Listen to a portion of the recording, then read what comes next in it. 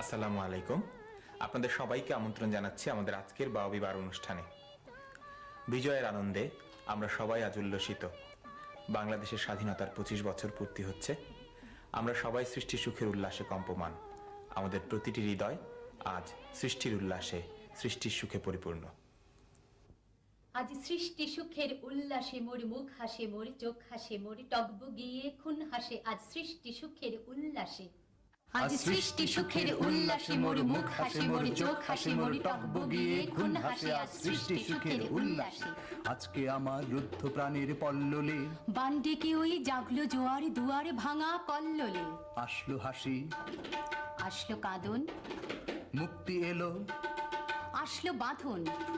মুখ ফুটে আজ বুক ফাটে, মোর তিক্ত দুঃখের সুখ আসে, ওই রিক্ত বুকের দুঃখ আসে। আজ সৃষ্টি সুখের উল্লাসে।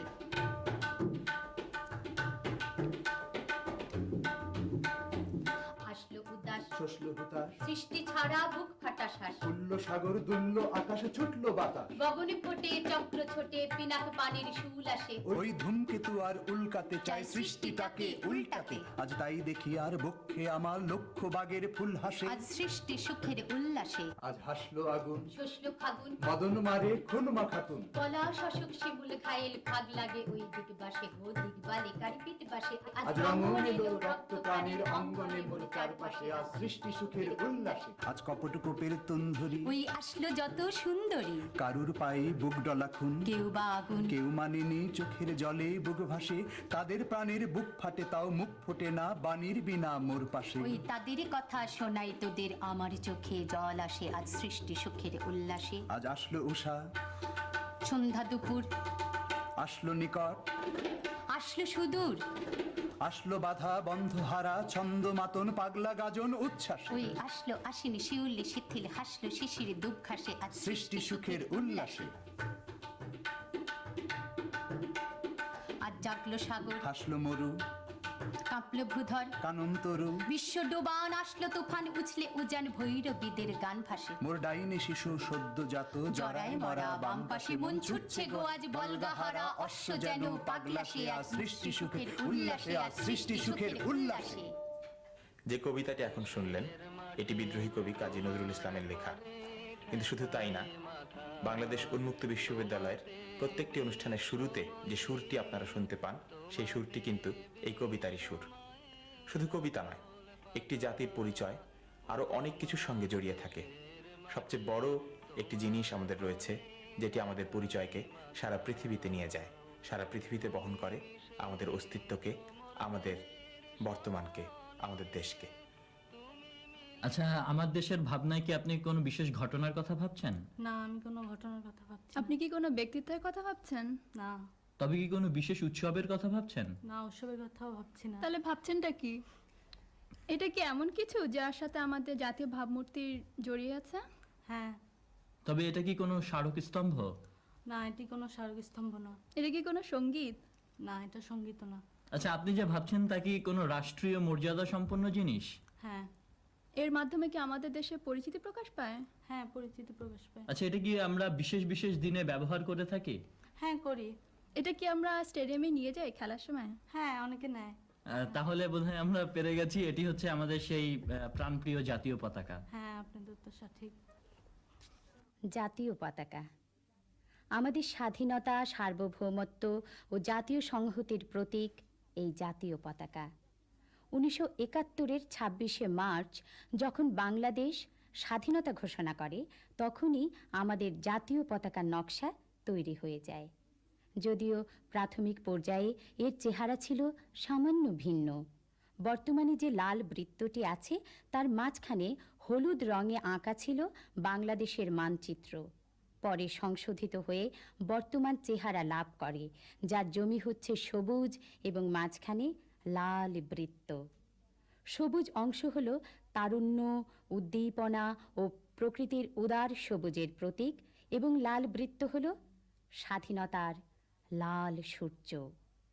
জাতীয় পতাকার আকৃতি আয়তাকার, দৈর্ঘ্য ও প্রস্থের অনুপাত হল 10:6।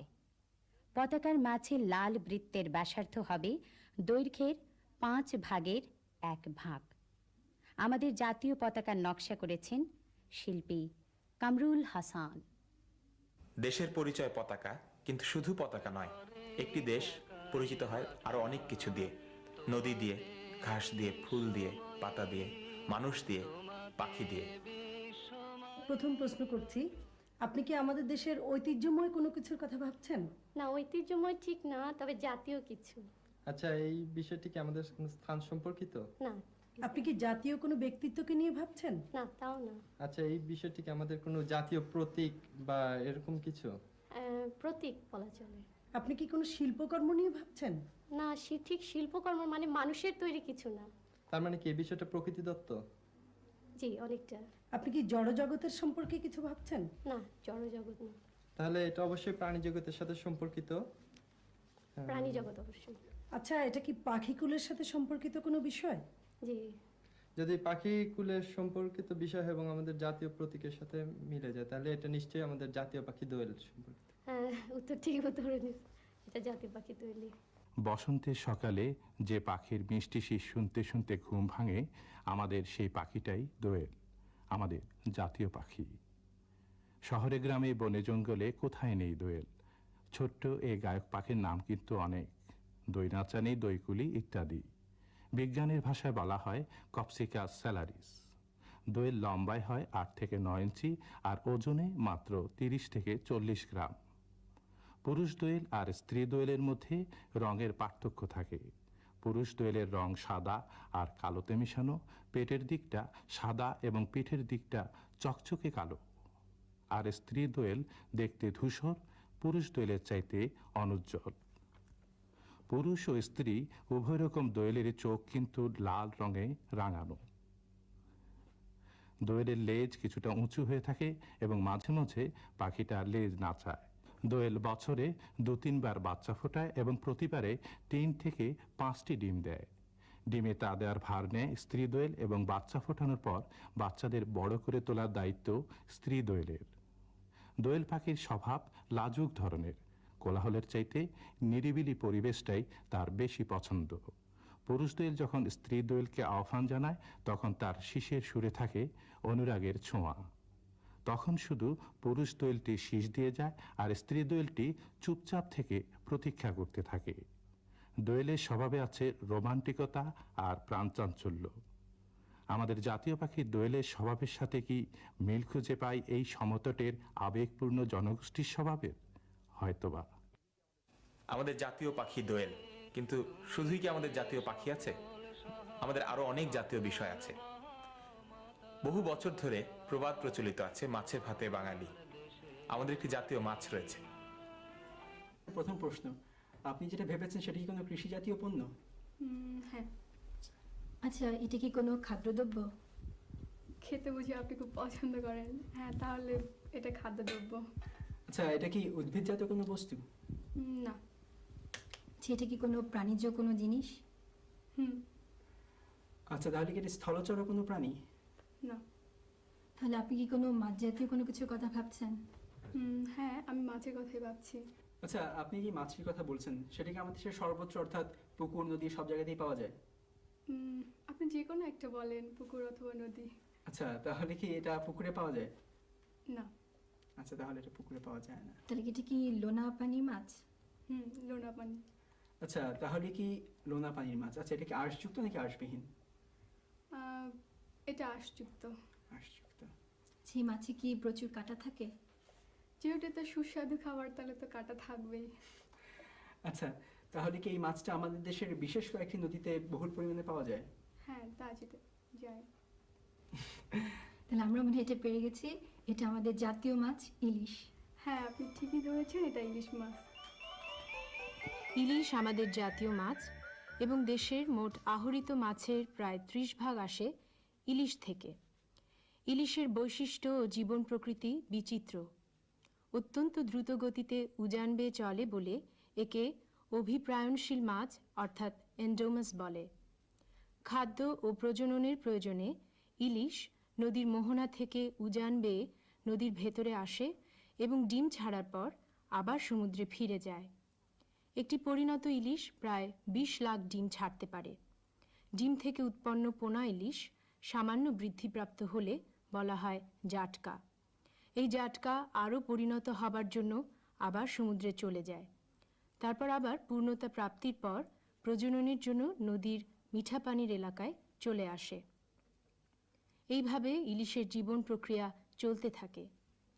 চাঁদপুরের মেঘনা নদীতে, বরিশালের তেঁতুলিয়া ও পায়রা নদীতে, গোয়ালন্দের পদ্মা নদীতে এবং খুলনার শিবসা নদীতে একসময় প্রচুর ইলিশ আহরণ করা হতো, কিন্তু বর্তমানে এ সমস্ত মিঠা পানির এলাকায় ইলিশের সংখ্যা বহুলাংশে হ্রাস পেয়েছে।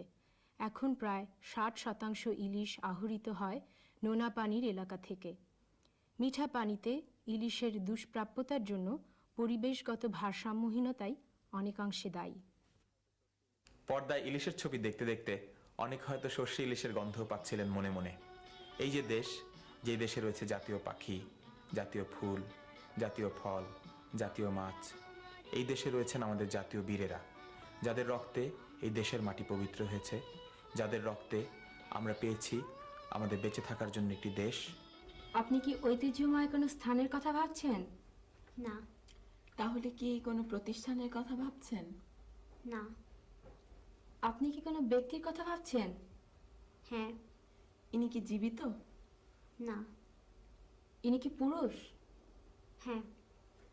আপনি যে ব্যক্তির কথা ভাবছেন তিনি কি সাহিত্য সংস্কৃতির সঙ্গে জড়িত? না। তাহলে তিনি কি ক্রীড়া জগতের খ্যাতিমান কেউ? না। আচ্ছা, আপনি যে ব্যক্তির কথা ভাবছেন তিনি কি কোনো রাষ্ট্রীয় পুরস্কার পেয়েছেন? হ্যাঁ। এই পুরস্কার কি তিনি বেঁচে থাকতেই পেয়েছেন? না। এখানে আমি একটু সাহায্য করতে পারি। উনি আসলে কোনো একজন ব্যক্তির কথা ভাবছেন না, তিনি অনেকের কথা ভাবছেন। আচ্ছা, উনারা কি আমাদের মুক্তিযুদ্ধের সঙ্গে সম্পর্ক আছে? তাহলে বোধহয় আমরা কাছাকাছি এসে গেছি। আমার মনে হচ্ছে আপনি 7 জন বীরশ্রেষ্ঠ মুক্তিযোদ্ধাদের কথা বলছেন। হ্যাঁ, আমি তাদের কথাই বলছি।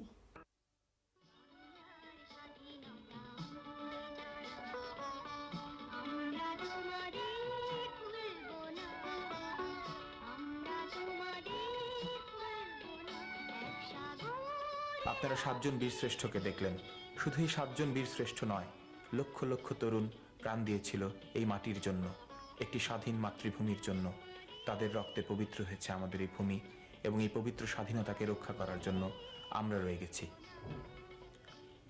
যারা আত্মদান করেছেন তাদের আমরা ভুলে যাইনি, তাদের আত্মদান ভুলে যাওয়ার নয়। আপনি কি কোনো ব্যক্তির কথা ভাবছেন? না, আমি কোনো ব্যক্তির কথা ভাবছি না। আপনি কি কোনো স্থানের কথা ভাবছেন? হ্যাঁ, আমি কোনো স্থানের কথা ভাবছি। এটা কি কোনো পুরাকীর্তি? না, এটা কোনো পুরাকীর্তি নয়। এটা কি কোনো স্মৃতিস্তম্ভ? হ্যাঁ, এটা স্মৃতিস্তম্ভ। এটা কি বাংলাদেশের একাধিক স্থানে আছে? না, এটা একাধিক স্থানে নাই। এটা কি ঢাকা শহরের মধ্যেই অবস্থিত? এটা না, ঢাকা শহরের মধ্যে না। এই স্মৃতিস্তম্ভ কি আমাদের মুক্তিযুদ্ধের সাথে সম্পর্কিত? হ্যাঁ, এটা মুক্তিযুদ্ধের সাথে সম্পর্কিত। আচ্ছা, এই স্মৃতিস্তম্ভ বা স্মৃতিসৌধ কি আমরা রোজ টিভিতে দেখতে পাই? হ্যাঁ, এটা আমরা প্রতিদিন টিভিতে দেখতে পাই। তাহলে আমরা খুব সহজে বলতে পারি এটি সাভারে অবস্থিত জাতীয় স্মৃতিসৌধ। হ্যাঁ, উত্তর সঠিক। এটা সাভারে অবস্থিত জাতীয় স্মৃতিসৌধ। জাতীয় স্মৃতিসৌধ রাজধানী ঢাকা থেকে প্রায় 21 মাইল দূরে সাভারের মনোরম প্রাকৃতিক পরিবেশে ঢাকা আরিচা মহাসড়কের পাশে অবস্থিত জাতীয় স্মৃতিসৌধ। লাখো শহীদের রক্তের বিনিময়ে যে স্বাধীনতা আমরা অর্জন করেছি, সেই স্বাধীনতা সংগ্রামের বীর শহীদদের স্মৃতিকে অম্লান, অমর ও গৌরবোজ্জ্বল করে রাখার উদ্দেশ্যেই এই স্মৃতিসৌধ নির্মিত হয়েছে। 100 ফুট উচ্চতা সম্পন্ন 7টি ফলক নিয়ে এই জাতীয় স্মৃতিসৌধ। স্থপতি মইনুল হোসেন এই জাতীয় স্মৃতিসৌধের মূল নকশা প্রণয়ন করেছেন। সৌধের চারিপাশে গড়ে তোলা হয়েছে বাগান, জলাধার এবং আরও অন্যান্য আনুষঙ্গিক জিনিসসমূহ। মূল প্রবেশ পথের সাথে সরাসরি দৃষ্টিরেখায় অবস্থিত সুউচ্চ স্মৃতিসৌধ তার অনুপম স্থাপত্যিক সৌন্দর্য ও দোতনায় যে কোনো দর্শনার্থীর মনে আনে গভীর এক উপলব্ধি। সৌম্য, ভাবগম্ভীর কিন্তু উচ্চাভিলাষী, মুক্ত ও স্বাধীন এক সত্তা যেন। অনুষ্ঠান শেষ করার আগে আপনাদের জন্য একটি প্রশ্ন। 1971 সালের 16 ডিসেম্বর বাংলা সনের কত তারিখ ছিল এবং সেদিন কি বার ছিল? এই প্রশ্নের উত্তর আমাদের কাছে পাঠাতে হবে আগামী 15 দিনের মধ্যে। আমাদের ঠিকানা প্রযোজক বাবি 12, বাংলাদেশ উন্মুক্ত বিশ্ববিদ্যালয়, teachers training college campus, Dhanmondi, Dhaka 1205। প্রবাহ করে তোলা বেশি কঠিন। আমাদের পূর্বসূরীরা তাদের আত্মত্যাগের বিনিময়ে একটি দেশ আমাদের উপহার দিয়েছেন, কিন্তু এই দেশকে গড়ে তোলার দায়িত্ব দিয়ে গেছেন আমাদের উপরে। আর দেশকে গড়ে তুলতে হলে সবচেয়ে বড় যে শর্তটি রয়েছে তা হচ্ছে শিক্ষা। শিক্ষার আলোকে পৌঁছে দিতে হবে প্রত্যেকের ঘরে ঘরে, গড়ে তুলতে হবে শিক্ষার আলোয় আলোকিত মানুষ। আমাদের অতীত গৌরবময়, কিন্তু আমাদের ভবিষ্যৎকে গৌরবময় করে তুলতে হলে শিক্ষার কোনো বিকল্প নেই। আসুন এই বিজয়ের আনন্দের মধ্যে আমরা শপথ নেই দেশের জন্য কাজ করবা, দেশকে গড়ে তুলবা। আমাদেরই পরিশ্রমে আমাদের ভবিষ্যৎ হবে আনন্দময়, ভবিষ্যৎ হবে সুন্দর। আমাদের জাতি সারা পৃথিবীর বুকে একটি শ্রেষ্ঠ জাতি, একটি উন্নত জাতি হিসেবে পরিচিত হবে। আপনাদের সবাইকে বিজয়ের শুভেচ্ছা।